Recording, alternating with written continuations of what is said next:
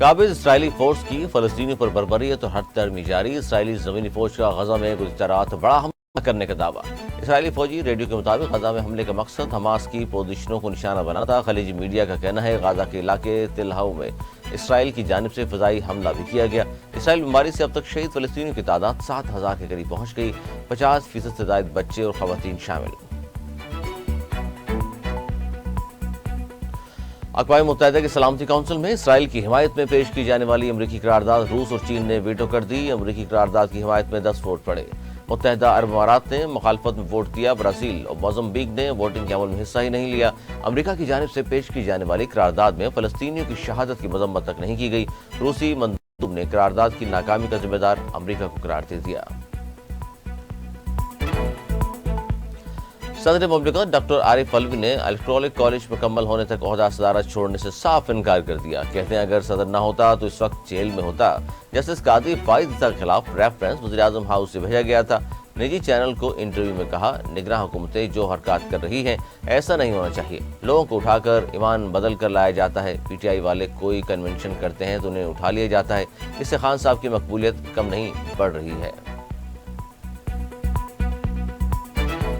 Pakistan Peoples party کے chairman Bilawal Bhutto Zardari نے اسرائیل کو دنیا کے لیے سیکیورٹی رسک قرار دے دیا۔ اسلام آباد میں فلسطینی سفارتخانے کے دورے کے موقع پر گفتگو میں کہا اسرائیل کا وجود دنیا کے لیے سیکیورٹی رسک ہے۔ ہسپتال پر حملہ اور سینکڑوں فلسطینی بچوں کی شہادت انسانیت کے ماتھے پر بدنما داغ ہے۔ لمحہ بہ لمحہ فلسطین کی صورتحال مزید بگڑتی جا رہی ہے۔ اقوام متحدہ کی جانب سے فوری جنگ بندی اور انسانی بنیادوں پر بمباری رکوانے کے لیے اتفاق رائے پیدا نہ کر پانا بہت افسوسناک ہے۔ ملکی مسائل کا حل صرف عام انتخابات میں ہے۔ الیکشن کمیشن جلد انتخابات کی تاریخ کا اعلان کرے۔ سابق وزیر اعلیٰ سندھ مراد علی شاہ کی احتساب عدالت کے باہر میڈیا سے گفتگو۔ کہا الیکشن کی تاریخ آتے ہی بے یقینی کی کیفیت ختم ہو جائے گی۔ نگراں حکومت صرف 2 سے 3 ماہ کے لیے ہوتی ہے، لمبی ہونے سے مسئلہ ہو جاتا ہے۔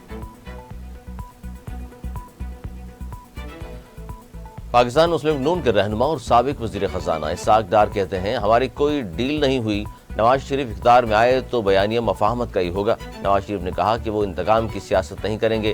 آنے والے وقت میں نواز شریف اور آصف علی زرداری کی ملاقاتیں ہوں گی۔ ذاتی خواہشیں تمام اہم سیاسی جماعتوں کو مل کر حکومت بنانی چاہیے۔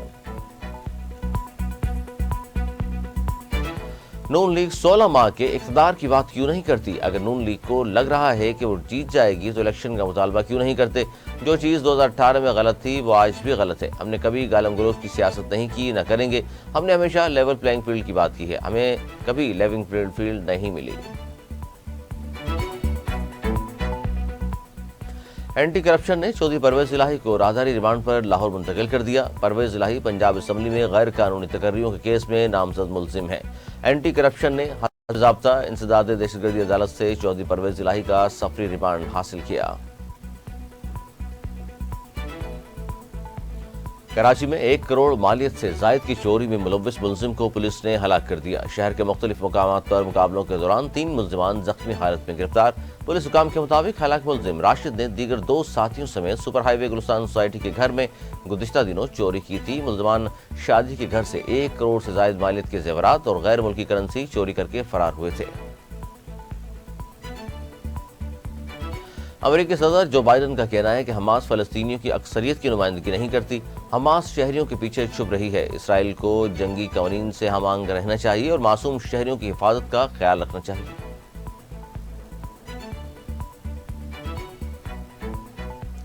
اور چین میں جاری پیرا ایشینز گیم سے پاکستان کے لیے خوشخبری آ گئی۔ پاکستانی ایتھلیٹ حیدر علی نے گولڈ میڈل اپنے نام کر لیا۔ حیدر علی نے ڈسکس تھرو میں گولڈ میڈل جیتا ہے۔ پاکستانی ایتھلیٹ نے 51.23 میٹر ڈسکس پھینکی۔